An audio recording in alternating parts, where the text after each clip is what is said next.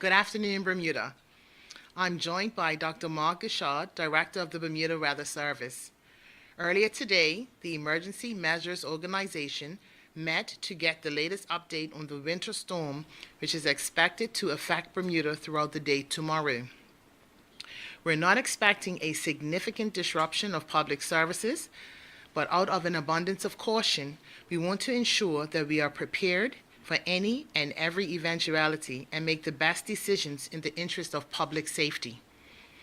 And I'm pleased to note that all of our partner agencies are ready and prepared should the need arise. At this time, I will turn it over to Dr. Guishard for an overview. Dr. Guishard? Thank you, Minister, and hello, Bermuda, and my apologies that you have to see me again so soon. The rapid development of a winter storm is forecast off the U.S. East Coast that will pass to the north of Bermuda on Thursday and into Friday. As such, the Bermuda Weather Service has issued a storm warning. Conditions first thing tomorrow morning will be fairly pleasant, but don't let that catch you off guard. Then a rapid deterioration of the weather by lunchtime will be evident. We're expecting gale force winds to have started by early afternoon on Thursday, and then occasional storm force winds of 48 knots or more and hurricane force gusts are then anticipated on Thursday late afternoon through evening. Associated with this system, a cold front will cross the area during the day on Thursday, bringing periods of rain and heavier embedded showers. During the day on Friday, a cold surge of air will bring the temperatures down to the low teens Celsius or low 50s Fahrenheit, and northwest gales will continue. This will feel especially cold in heavy showers, perhaps occasionally even producing thunderstorms with small hail on Friday. Winds will gradually decrease into Friday evening as high pressure starts to reassert itself. In terms of the ocean conditions, seas outside the reef will also increase on Thursday rapidly, 20 to 30 feet, but no adverse surge is anticipated with this winter storm, unlike the hurricanes that come out of the south in the summer and the autumn and often spend days building up the water levels before passing us. In general, these conditions associated with this winter storm are not anticipated to be as impactful as a hurricane, but caution and common sense must still be applied in making any preparations and going about daily activities. The worst of these potentially disruptive conditions should abate by the early hours of Friday morning. So please stay abreast of current and forecast conditions by regularly checking in at weather.bm. I'll say thank you and turn it back to the Minister. Okay. Thank you, Dr. Guishard. From a public safety standpoint, our main message is urging care, caution, and common sense. As I noted, we do not expect a severe interruption of our public services, but we want the public to make sensible decisions. With that, following our EMO meeting, here is what I can share at this time. The causeway will remain open. The LF Wade International Airport will remain open.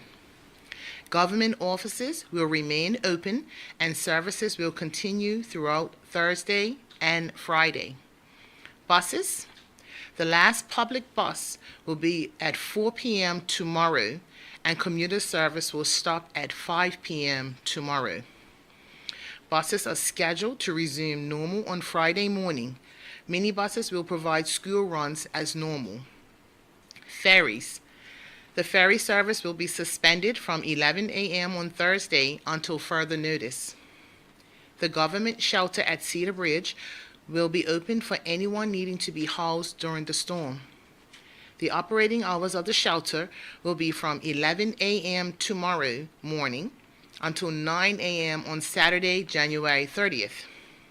Regarding public schools, schools will remain open on Thursday and Friday. Public schools will close at 3 p.m. on Thursday instead of 3:30 p.m. DPT has advised, that's Department of Public Transportation, has advised that they can have buses to collect children from schools by 3:07 p.m. If children need to walk to Hamilton, they can catch a bus either before or by 4 p.m. when the last bus leaves. As a particular note, Cedar Bridge students and teachers will have remote learning on both Thursday and Friday. This is because the EMO needs to use the school building as a shelter for our vulnerable persons on Thursday.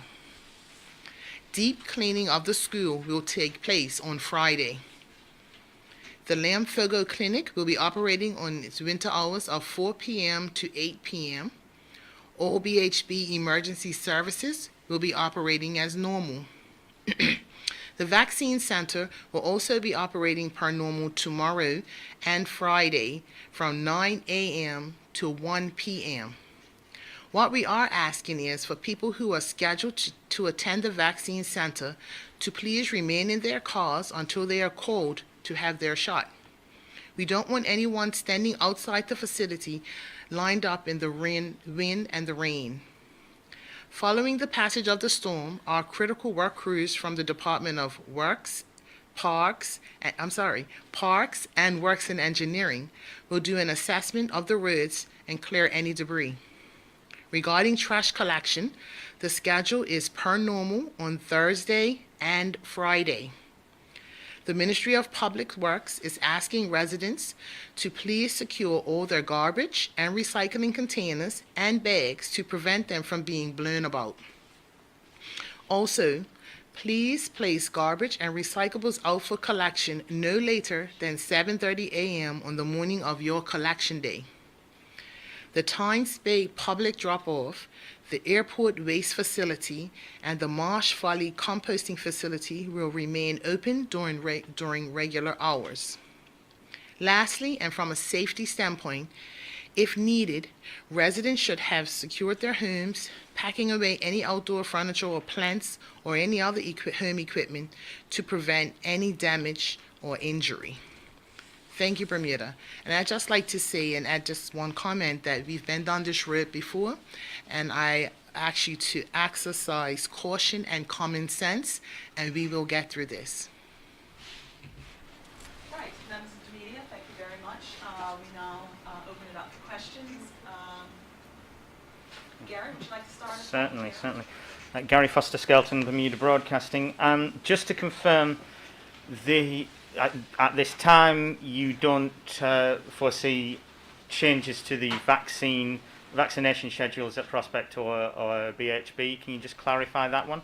That's correct. The facility will be open as normal from 9 a.m. to 1 p.m. Thank you. And as for the scheduled delivery of 19,500 vaccines for tomorrow night, the airport thus far is open. Are we seeing any potential delay to that delivery? At this time, we don't see any potential delay. Then the airport is open. Okay. Will be open. Hurricane force gusts in a winter storm. When was the last time we had that? I would ask Dr. Guishard to answer that question. So we did look into this. We reckon it was 2009 or 10. I need to delve a little deeper into the actual reporting, but it's been a good decade since we've seen these conditions. Not to look ahead or stretch too far, but in fact, just today, new U.S. President Biden was saying they want to lead the global response on climate change. Do you see weather conditions like this as a symptom of climate change, or is that too early to comment, or do you have any commentary on that? It's too early to comment on any one individual system such as this. However, I will say that there are impacts that climate change has to extreme weather conditions, and that we have seen increases in hurricane activity over the last 20 years. Thank you. And just I'll take pains to clarify that this is not a hurricane. Yes, of course, but there is the potential for hurricane strength gusts. Correct. Of 70 miles per hour if it remains as it is. Correct. And finally, if anything should change, at what points in time should we be looking to the EMO? Should we be expecting a press release? Do you have schedule points where we the public should be seeking onto the websites, etc.? Overnight, Dr. Guishard, and make sure that we receive regular updates. And the Durham team will definitely, headed by Steve Cusham, who's sitting here by us today, will keep us updated. And if we see the need to meet and get together for any changes, we'll do so. Okay. Thank you very much. Thank you. Owen? Owen Johnson Barnes, Rural Gazette. Are there any plans to use the emergency broadcast system during this storm? At this time, the answer would be no, but if the local radio stations were down, then we would definitely enact the EBS. Now, we are supposed to be getting some hurricane-strength winds tomorrow night. Do you have any idea how long those gusts are expected to last? You said early evening till morning. Can you give me anything more detailed than that as far as duration? Sure. So the earliest onset of storm force winds and hurricane gusts could be as early as 4 or 5 p.m. tomorrow. Mm-hmm. And current model projections show those conditions being out of the area by midnight. And of course, the term hurricane force, for a lot of people, may not quite understand what that means. Can you go into exactly what that level of wind means? Paint a picture, if you can. Sure. So the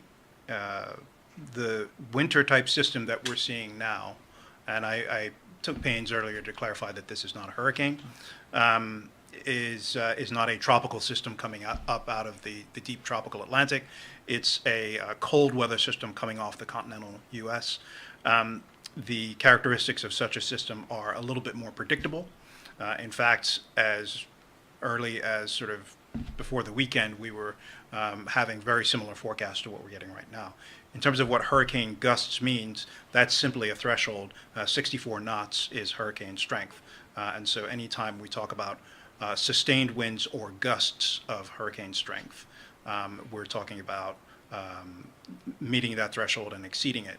In this case, we're only talking about gusts, short periods of gusty conditions, not sustained winds. Thank you very much.